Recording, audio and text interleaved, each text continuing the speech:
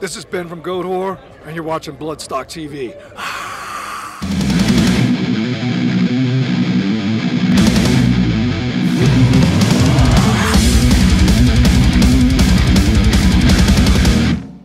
Yeah, we're here with the, I don't know what you are, doctors, nurses of Courtesans. How are we? Yes. We are. Bloodstock TV. We are here to heal the world. Bloodstock Hospital.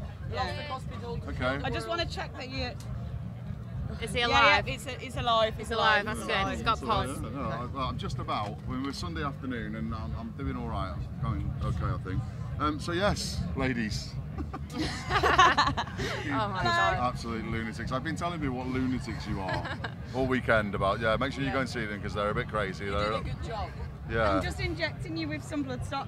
Some bloodstock. We even scared the king at one of us. Yeah. Cool. Yeah, we did. Yeah, we did. exactly. So yeah, this when I interviewed you guys a few months ago at Uprising, you started whispering, "Oh, we got a plan for our Bloodstock interview with you." So this will be it then. I'm very impressed, ladies. Thank you very much. I feel special. I feel special. What are you will need that microscope, by the way. Anyway, Still can't find it. Still can't find it. Oh no. It's gone. It's a shit. Anyway, should we talk about Bloodstock? Let's talk about bloodstock. Thanks for that. Right, okay, so yeah, you just played Bloodstock for the first time. You lot were all really nervous about playing it, or some of you were. Some of you were. Yeah. Some. We all had Parkinson's. I think Paul refers to my status on the Facebook. Yeah, a little bit maybe. Yeah. Oh yeah. I had a little accident earlier on, which I'm not going to portray to the public in a full detail. Let's put it this way: they all laughed, and the fart turned into be a shard. Okay. Fart into Pretty shark. much. That's Landed what it on is. a That's foot what and it is. everything. And everyone In thought front. Agnes was joking, but I knew I knew she wasn't joking. knew. It nearly went in my bag. I had to Which move my is bag that why quickly. you're wearing the hospital gown then, and you're I'm not sick. not I'm sick? sick with the world. I'm sick with the society, and I need medicine. Yeah, and ultimately that's kind of our reasoning behind what we're wearing today. All right, okay, fair enough. Well, yeah, it's different. But you actually wore that on stage. I love your diploma. You actually wore the hospital gown on stage. Yeah, I did. There was a little. It was very unplanned.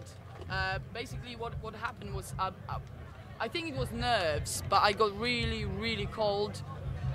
So I said to Savo, "Can I have your hospital gown?" Which she stole from the hospital. It's actually a hospital gown. She stole it. She sleeps in it like all the Yeah, time. she actually sleeps in But it. you think it's a joke, but it's not. It's real. It's- She actually sleeps. It's really comfortable. Defy me. So anyway, yeah, Sav was very kind and got me a hospital gown to warm me up, and that's how it stayed. It did not move, and I felt it was a really good touch on stage. It was very poignant. Poignant is the word. We are all patients to this society. Yeah, Yes. go for it. Anyway, you guys just played Bloodstock. How did it go? I know because I was there. I know the answer to that already. Man, honestly, It was amazing. You were so good. I'm not gonna lie. It was one of the best days of my life. Me Yeah. too. Yeah. And we all said, we all agreed, if we were to die tomorrow, we would die happy. Yeah, We absolutely. would actually die happy. Yeah. It was amazing. It was honour, really good. it was privilege, it was fun, it was everything.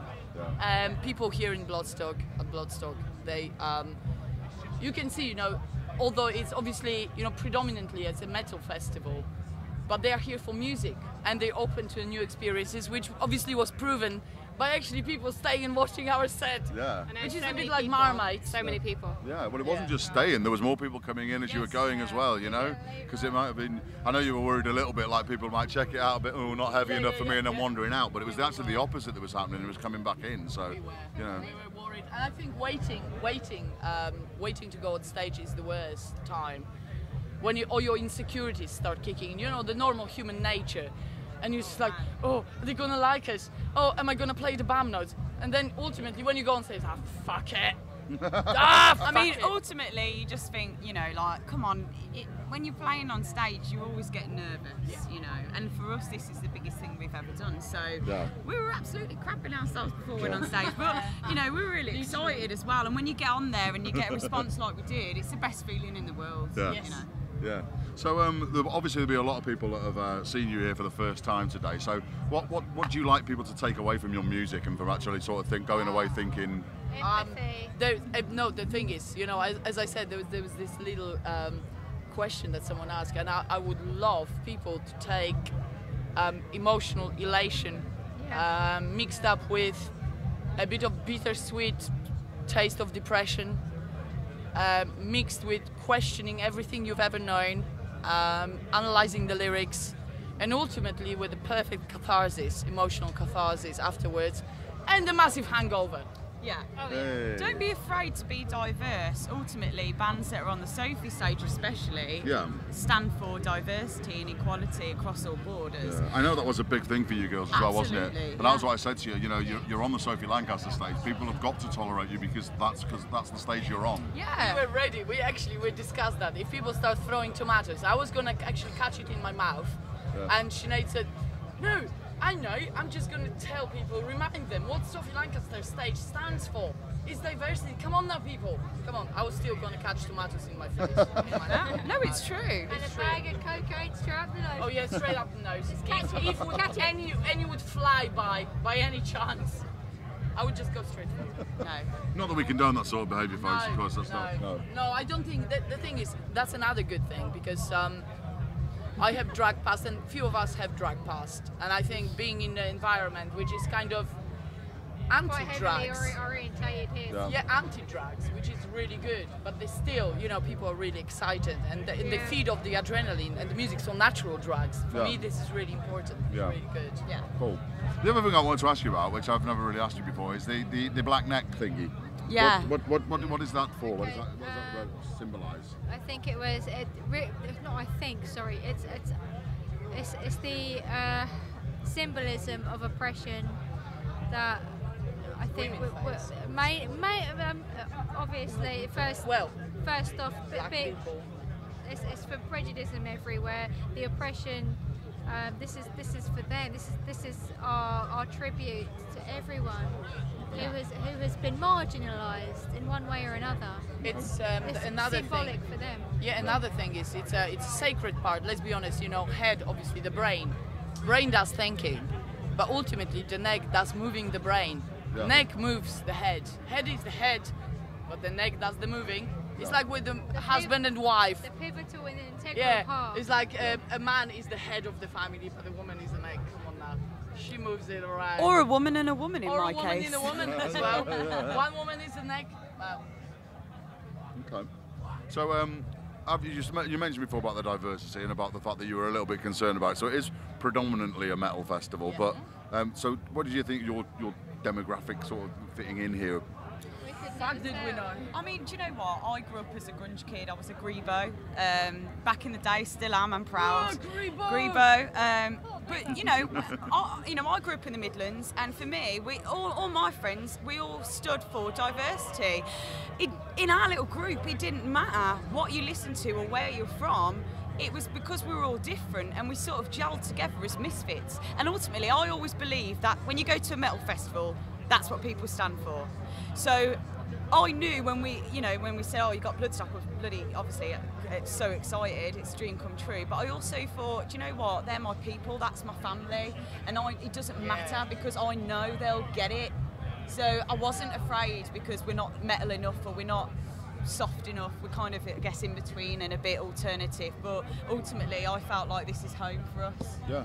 And I hope you feel like that. I mean, I know you've been here since yesterday as well, so, and I hope you feel, you know, as welcome as what everyone else here hopefully feels. Best welcome. I mean, yesterday, we came, the first thing we saw was King 810.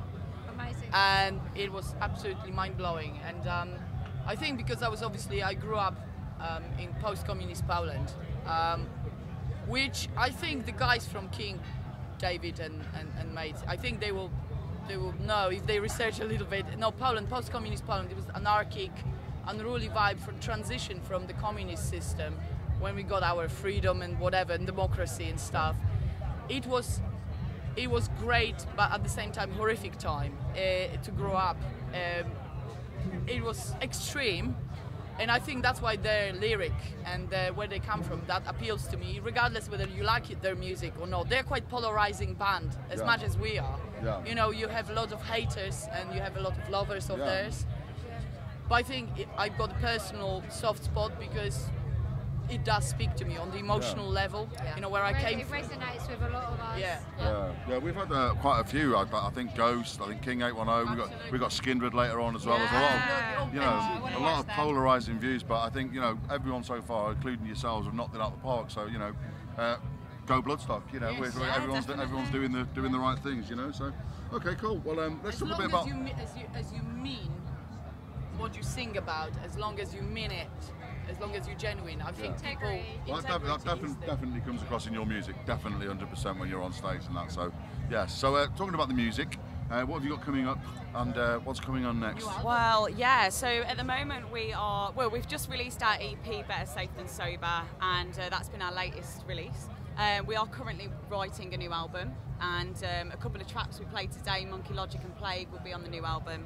We've got a tour coming up with Wednesday 13, and we're also announcing a couple of shows soon, so keep in tune. No idea when and where. And well, stuff. no, we're going to announce You know, possibly in about a week or so's time. We'll announce a couple more gigs. We're not allowed to say, unfortunately, yet, but I have no idea. it's a surprise.